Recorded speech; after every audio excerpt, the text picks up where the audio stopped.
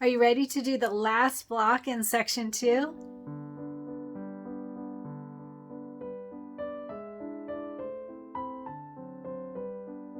Hey everyone, Cristin here, and we are going to do the last block for section 2. I'm really excited. We have section 1 all the way done, and section 2 is almost completely done. So we don't have all of the parts put together because we need this last block to be able to finish it off, but we have lots of the parts. So we did the warm snuggles block and the pumpkin house, and we have the other filler block already done. So we just need to get this all put together, and to be able to do that we have to do our last block, which is the pieced pumpkin block. This one is so darn cute. So the pieced pumpkin, so some people are a little bit afraid of piecing projects, and they're not hard, and I promise my tutorial will walk you through it step by step by step by step. It will be very, very doable for you.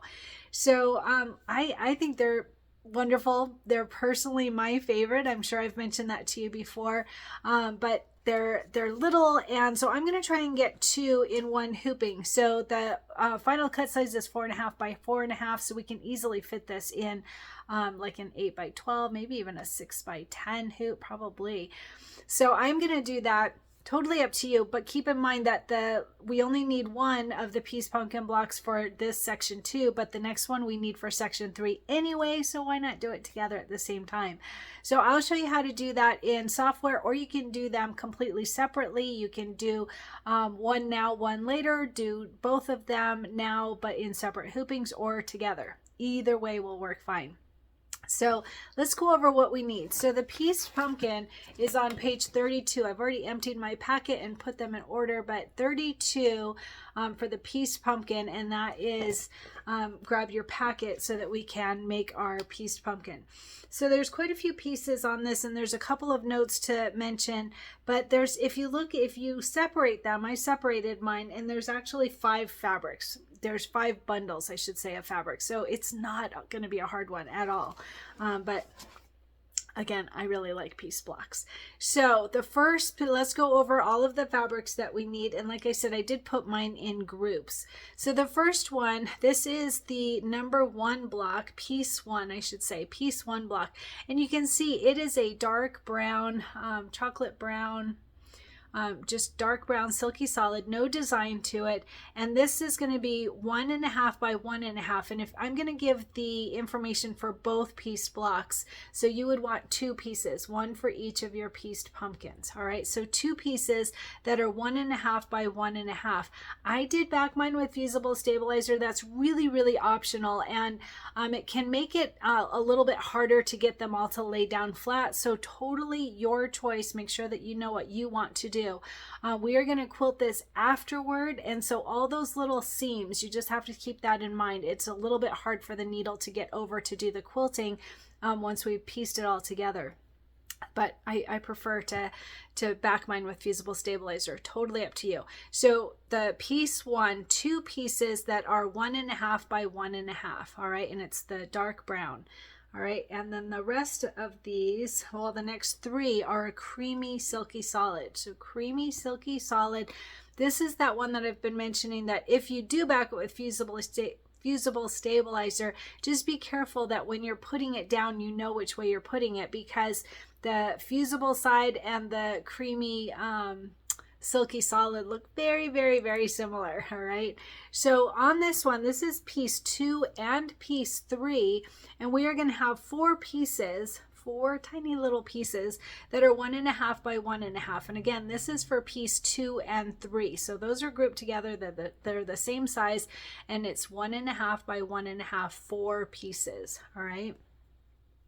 And then the next one, this one is for pieces 5, 6, 7, and 8. They're all the same size. Piece 5, 6, 7, 8, same color, same size. It is the creamy silky solid, and we want these to be 8 pieces, so 8 pieces that are 2 by 3, and again it's for piece 5, 6, 7, and 8. And I will show you, I will add as we get to when we're going to lay down all the fabrics, I will show you a little diagram of where each of the pieces go. It's going to be easy, I promise. So piece 5, 6, 7, 8, you want 8 pieces that are 2 by 3. All right, 2 by 3 for these pieces, 8 of them. All right, and then the last one of the creamy silky solids, this one we're going to have 4 pieces. This is for piece 9 and 10. So I think it's the sides. So the left side and the right side of the pumpkin. So piece 9 and 10, and we want 4 pieces that are 1.5 by 5. 1.5 by 5, 4 pieces for piece 9 and 10, 1.5 by 5. Okay. And then we have those really cute plaid pumpkins. Oh my gosh, this is so darn cute. It feels like felt. It must be felt. Plaid embroidery felt. It is. All right, so we want 2 of these. These came in the embellishment kit. You don't have to pre-cut it. It came in the kit ready to go. But we will have them be 2 pieces that are 3.5 by 4.5. 3.5 by 4.5, 2 pieces, one for each of the pumpkin pieced blocks. All right, and I want to point out that it does say to avoid damaging the printed felt, do not use an iron on this block. It is recommended to finger press the seams. All right, so this is not a felt that you would want to iron. So my guess is it probably melts. I know the wool felts do pretty well, so I'm assuming this doesn't have much wool in it. I'm not sure, but we don't want to use the iron for this one. And since this is the last piece that we'll use, I don't think that will be a problem, but I'm going to see when I get there. If I really feel like I need to press it, I'm going to use a pressing cloth and a low iron and see how it does. But we do not want to press this. It does say that in the directions on page 32, I think it was. Yep, page 32. All right, so plaid embroidery felt. This is piece 4, and we want 2 pieces that are 3.5 by 4.5. Okay, that's for our pieced pumpkins. All right, and then we are going to quilt this. We're going to quilt it at the end. So we're going to do all of the piecing first. All of the piecing is done in the hoop, and then we will quilt it on top of that. So I'm going to show you that in embroidery software, how we're going to move that quilting design. If you're not using software, you could just bypass, because you still want those first few steps of the quilting, but you want the actual quilting, step 5, to be at the end after we've done all the piecing. So you could just bypass if you're not using software. We're going to actually move it so that it will be at the end. All right, and I'll show all of that in software. So whenever we quilt, we use our batting, and we're going to use our batting right from the start on this. I bet it's the first thing that we do. Let's see. Stitch the piecing template directly on the stabilizer. Stitch the trimming. We'll go over it. So anyway, on our batting, we want 2 pieces that are 5 by 5. 5 by 5, 2 pieces, one for each of the pumpkins for our batting. 2 pieces, 5 by 5. All right, and then we are going to quilt these using Autumn 3 in a 4 by 4 horizontal design. Autumn 3 in a 4 by 4 horizontal design. So it has pumpkins on it. That will be really cute on this pieced pumpkin. Very cute. We're actually not going to see a whole lot of it. I'm looking at it, and we'll see like the edges of the pumpkins on the side. So not a whole lot, but cute idea anyway. All right, so no special cut instructions, but we do want to make sure to move that quilting. That's the biggest thing, is on this piece pumpkin, we want to make sure to move the quilting to the end so that it's the last thing that is done, which means it will be on top of our pieced pumpkin. All right, so let's go ahead and get started. I'm going to bring you over to the computer to show you how to get all of these together so that you can do 2-in-1 hooping if you choose.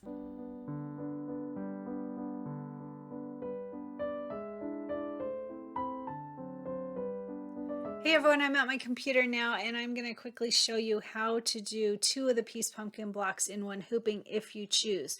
So I'm going to open up in Brilliance Essentials.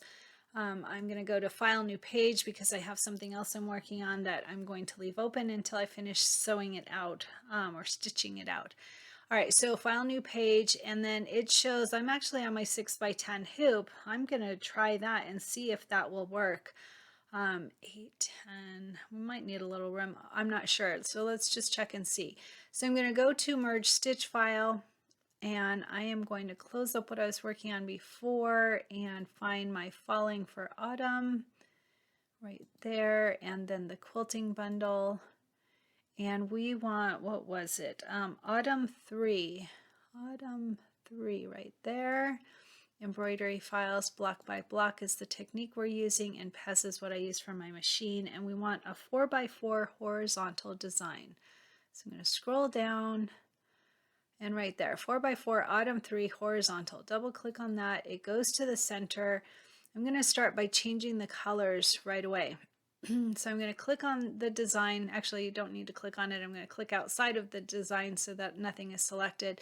I'm going to click on 1-1 and click on the color, and I'm going to choose the first color that comes up for me, which for me is dark aqua because I have Filtech Glide as my preferred thread color, or thread brand, I should say. All right, and then 1-2, click on the color, and I'm going to choose Blaze. 1-3, click on the color. I'm going to use the second color down, which is Marine for me. 1-4, click on the color. Second color down is Oriole. And then 1-5, I'm going to click on the color and I'm going to choose Sprout. So the two blocks are exactly the same, so you can keep the quilting color the same for both of them. I'm going to click outside so that nothing is selected. That part is done for now. Remember, we need to move this quilting design, but we'll do that after. All right, so I'm going to go ahead and I'm going to click on this, and I'm just going to use the arrow keys on my keyboard to bring it up. And I'm just going to see if I have enough room. So that's the first one. I'm going to say Control C while I have all 5 parts selected, and I'm going to say Control V like victory to paste a second one. It goes right on top of that first one. So I'm just going to use my arrow keys, which it's not letting me do. I think I have to click on it again and click outside. Oh, it's just stuck. Sorry about that. Oh, interesting. Hold on a second here. Go back to my hoop. All right, so I have all 5 parts, and I'm going to go ahead and just click the arrow keys. My arrow isn't working. There it goes. That's weird. Sorry about that. All right, and I'm just going to bring it down. Something is happening with my keyboard. Okay, so now that's down. I'm going to check this first one, make sure it's still lined up since it got a little buggy there. All right, so those 2 are fine. Of course, we do have to move that quilting design, and there is enough room. There's not a ton, and on the piecing projects there is more space as far as there's more space needed because there's all those pieces that are being turned and flipped, and so however much room that you feel comfortable with, a little bit more would be even better, like if I wanted to jump to my 7x12 hoop, but I think that this will be enough. I'm going to go ahead and leave that as is. It looks like it's about at least an inch of extra space. So again, you could change to your 7x12 if you think it's going to be too tight, or your 8x12, whatever you have, that will be fine. All right, so that's the quilting design. Now I'm going to bring in, since nothing is selected, I'm going to go to merge stitch file, and I'm going to bring in that pieced pumpkin. So I'm going to close up the quilting design. And I am going to go to the embroidery files, Pez, and Falling for Autumn Quilt. Click on that, and we're going to look for the pieced pumpkin. I must have already passed it. Oh, you know what? It's probably, no, let's see. Pieced pumpkin, right there. So it just, you don't see a pumpkin. I was looking for a pumpkin, but of course you don't see a pumpkin. You just see all of these, the piecing parts. So I'm going to go ahead and double click on that. You can see it says 5x7 pieced pumpkin. Double click on that. It goes to the center, and I'm going to go ahead and I'm going to click on the design, and I'm going to move it up. So you know what? I am going to change to my larger hoop, because one thing I forgot is that, see how this part goes over the line? That means it would have to go over my hoop, and that is not a good idea, of course. So I'm going to go ahead and change hoop size right now. I'm going to go bigger. You could do a 7x12 and 8x12. It will work in the 6x10, but you would have to bring this quilting design down closer to the center so that you have room for this extra part of the design. So I'm going to go ahead and go to preferences, and I'm going to change to my 7x12 hoop and say okay.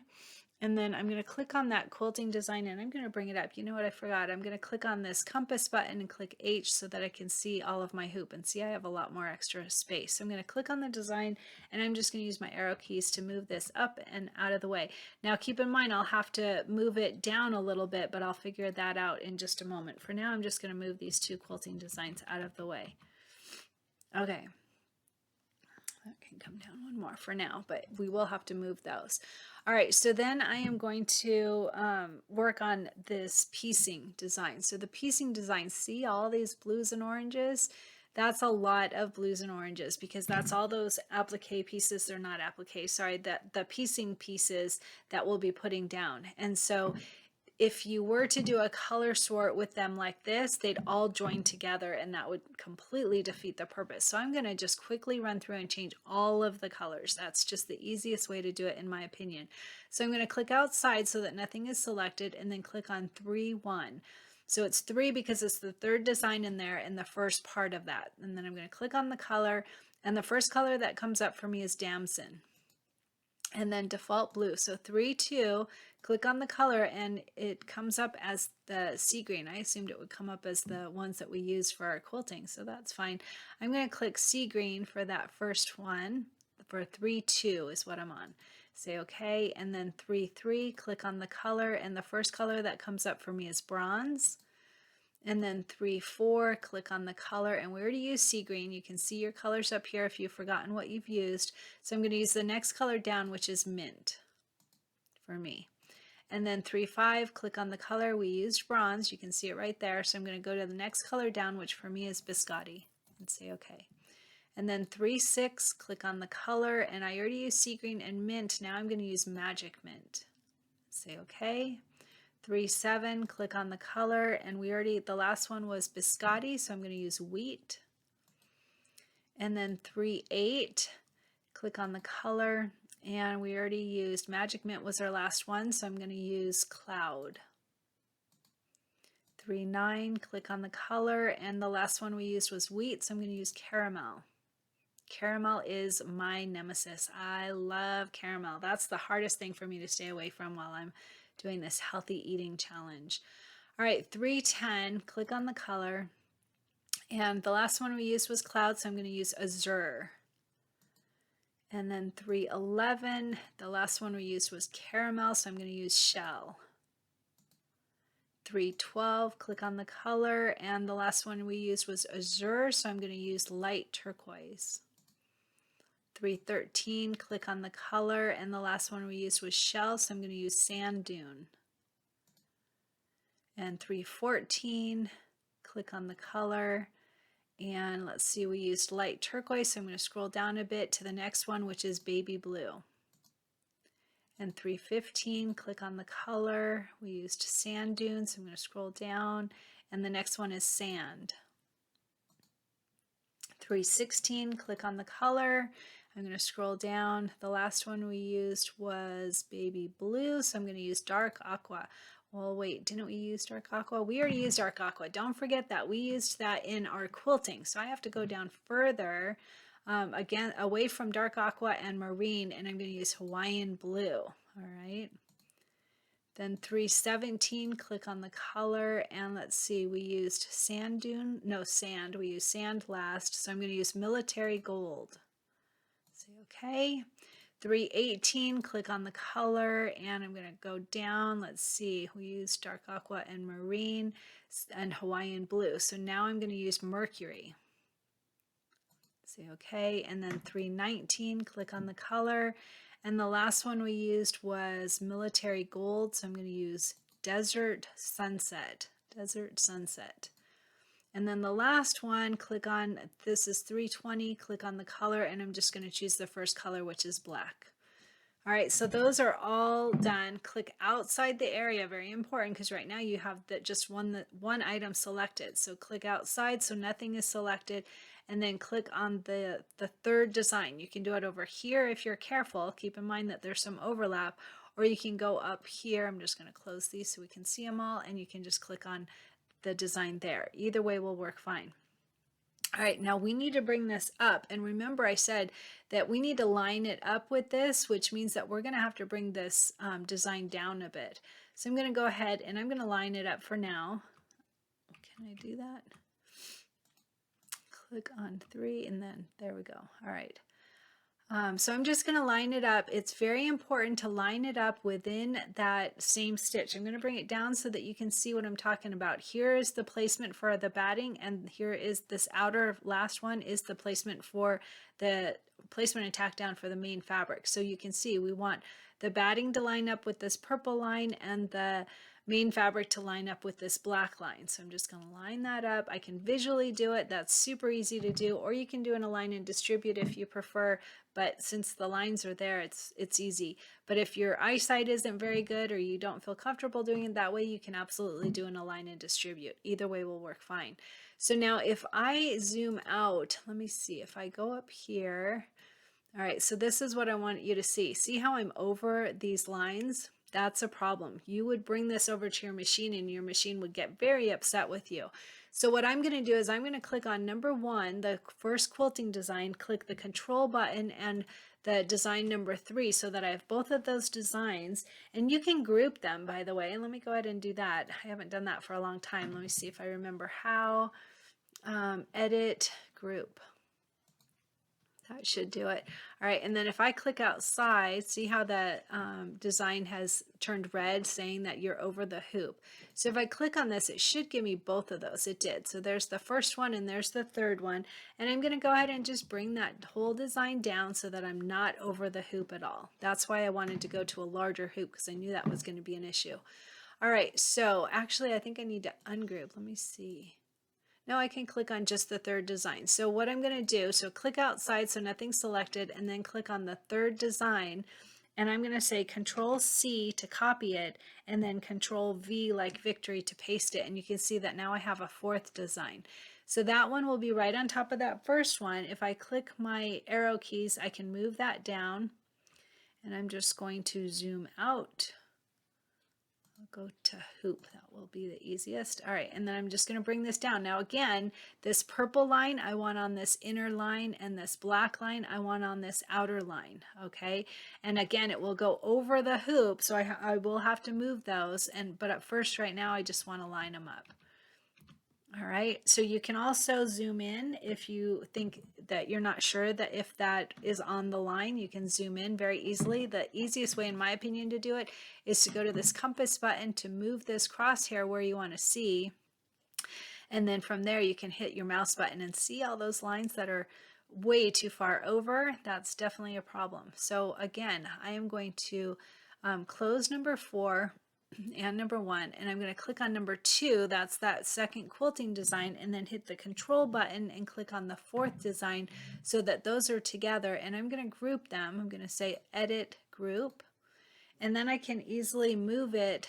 They will stay together. All right, now I'm going to click outside and click on the H button here so that I can see I still have lots of extra room and I'm not over my hoop at all.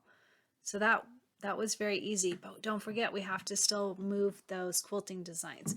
So I think the easiest way to do that, let me see here. Yeah, here's what I'm thinking. I think if we click on 1-5 and click on 2-5 and say Control C and then Control V, Control C to copy and Control V to paste, then see how they go to the end of the design, and then I can just go back up here to 1-5, just make sure you've only got 1-5 and click on delete, and then close up 1 and go to 2-5 and click delete.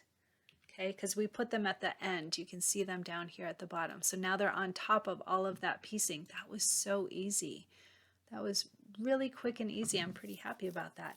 Okay, that is all done. That's perfect. We've got our, oh, we need to do our color sort. I almost forgot. Sorry, that was the whole purpose of changing all those colors. All right, right now we have 50 color steps. Oh my goodness, we will be here all day. 50 color steps. That is a lot.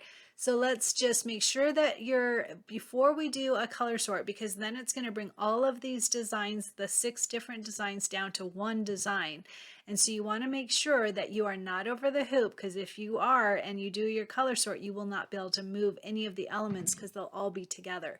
So check right now, make sure that you've got your design the way you want it, where the quilting is at the end. The regular part of the quilting is at the very beginning, steps 1 and steps 2, but the actual quilting design, the 5th part, those are at the very end after all of the piecing.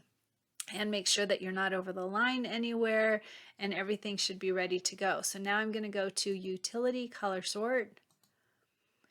And don't forget to have these same steps that I have here, all right? This tolerance 0 is the most important one. The design page has been reduced by 24 color changes. That saves a lot of time. So I'm going to click New View so that I can check it and make sure that it did what I wanted to do. And see, this is what I was saying. Here's Untitled, the earlier tab, and this one, there's 6 different designs, and the new tab that it just created, they're all together in one design. So I'm going to just quickly run through these and make sure that they're joined in the way that I wanted them to be. So this first one is our placement of our batting, our tack down of our batting, our placement of our main fabric, our tack down of our main fabric. When I say main fabric on this one, it's very likely our what's it called, batting. It's most likely our batting, I'm assuming, but we'll see when we get there. All right, and then step 1, step 2, see how these are all together, step 3, step 4, 5, 6, and then I'm going to scroll down, and 7, and when I'm saying 7, it's just that 7th part of the piecing. It's actually step 11. 8, perfect. I'm just making sure that they are joined so that they're doing the same thing on each of the blocks. I think that was 8. Let's see, 9 maybe. I don't remember. I shouldn't be counting because I don't remember which number I was on. 10, but it's step 14. Maybe that'll help if I switch over to those steps. So 15 are together, 16 are together, 17 are together, 18, and you can see there's one from this block and one from this block. So that's what I'm saying when they're together. And then step 19, they're together, and 20, 21, 22, 23, 24, that's that final step, and then we have the quilting on both of them. Perfect. That worked out exactly how it should have, so that was great. Let's do a file, save stitch file as, and I'm going to bring it to my Falling for Autumn folder, and embroidery files, and the quilt. And I'm going to name this Pieced Pumpkin. I think I'll use my hoop size. So it was 7 by 12. And I clicked with my fingernail by mistake. 7 by 12 Pieced Pumpkin times 2. All right. So that is saved and perfect. And my machine is not on, or I would send it to my machine, or you can send it to a USB stick, and we're ready to get stitching.